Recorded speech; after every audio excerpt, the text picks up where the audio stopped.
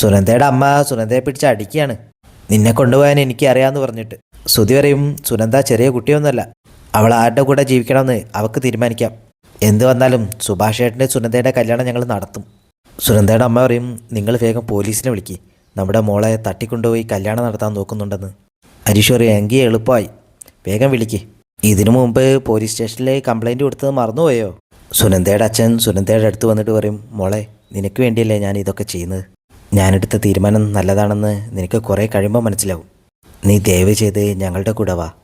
സുനന്ദ പറയും, അച്ഛനെന്നോട് ക്ഷമിക്കച്ചാ, എനിക്ക് കൂടെ വരാൻ കഴിയില്ല, എന്നെ വെറുക്കരുത്. അമ്മ പറയും, മോളെ നീ ഇവരൊന്നും വിശ്വസിക്കരുത്, ഇവരെന്തൊക്കെയോ പറഞ്ഞ് നിന്നെ വരുതിയിലാക്കി വെച്ചതാ. അച്ഛനും പറയും, ഞാൻ കണ്ടെത്തിയ ചെക്കൻ മിടുക്കനാ മോളെ.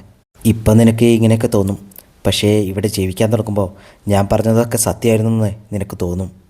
അവർ രണ്ടുപേരും മാറി മാറി സുനന്ദയോട് അപേക്ഷിക്കുകയാണ്. സുനന്ദ എന്നിട്ടും അതിനൊന്നും സമ്മതമല്ല.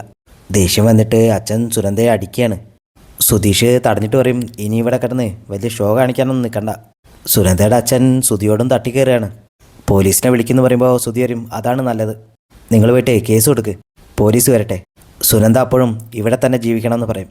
അപ്പോൾ കേസ് നിങ്ങളുടെ പേരിലാണ് വരിക. നിധിയും അതിനെ സപ്പോർട്ട് ചെയ്ത് സംസാരിക്കുകയാണ്. ഇത് കേൾക്കുമ്പോൾ സുനന്ദയുടെ അമ്മയ്ക്ക് ദേഷ്യം വരും. സുനന്ദയുടെ അമ്മ പറയും, ഇതിൻ്റെയൊക്കെ പിന്നിൽ നീയാണെന്ന് എനിക്കറിയാം, നിനക്ക് പോലീസ് സ്റ്റേഷനിൽ നിന്ന് കല്യാണം കഴിച്ച് പരിചയമാണല്ലോ. സുനന്ദ അമ്മയോട് പറയും, അമ്മ എന്തൊക്കെ പറഞ്ഞാലും ഞാൻ വരില്ല.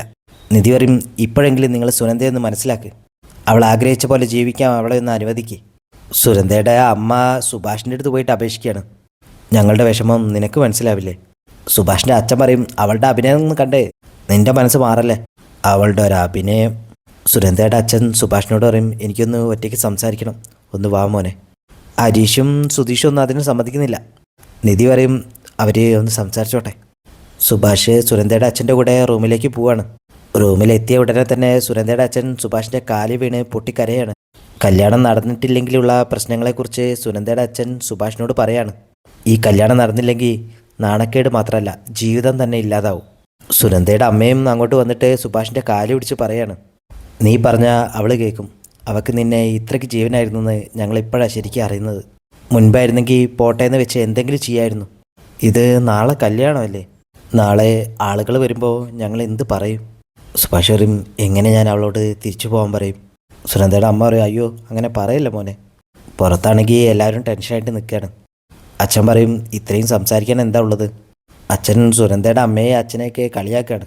അവർ പറയും, ഈ കല്യാണം നടന്നില്ലെങ്കിൽ ഞങ്ങൾ രണ്ടുപേരും ആത്മഹത്യ ചെയ്യും, ഞങ്ങൾ ജീവിക്കണോ മരിക്കണോ ഉള്ളത് ഇനി നിൻ്റെ കയ്യിലാണ്. അവളൊരു കുട്ടി, ഒന്നും നോക്കാതെ ഇറങ്ങിപ്പോന്നു.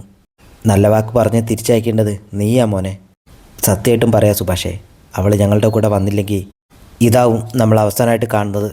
കർമ്മം ചെയ്യാൻ ആൺമക്കളില്ലാത്തതുകൊണ്ട് നീ ചെയ്യണം. ഒന്നെങ്കിൽ അവളെ ഞങ്ങളുടെ കൂടെ അയക്കണം, അല്ലെങ്കിൽ തെക്കേ പറമ്പിൽ 2 ചിതയൊരുക്കണം, അല്ലാതെ വേറെ വഴിയില്ല മോനെ. സുധീഷ് വന്നിട്ട് ഡോറിൽ തട്ടാണ്. സുഭാഷേട്ടാ തുറന്നേ. സുഭാഷേട്ടാ നിങ്ങൾ എന്തെടുക്കുക? സുഭാഷ് അവിടെ ഇരുന്ന താലി എടുത്തിട്ട് പുറത്തോട്ട് വരികയാണ്. സുധീക്കും, സുഭാഷേട്ടാ ഇവരെന്താ പറഞ്ഞ്? ഇവരെന്ത് പറഞ്ഞാലും അതൊന്നും വിശ്വസിക്കാൻ നിൽക്കരുതേ, വന്ന് താലി കെട്ട്. സുഭാഷാണെങ്കിൽ ഒന്നും മിണ്ടുന്നില്ല. സുഭാഷ് ആ താലിയായിട്ട് സുനന്ദയുടെ അടുത്തേക്ക് വരികയാണ്. സുനന്ദയ്ക്ക് അത് കാണുമ്പോൾ സന്തോഷമാവും. അച്ഛൻ പറയും, സമയം കളയാതെ താലി കെട്ടടാ.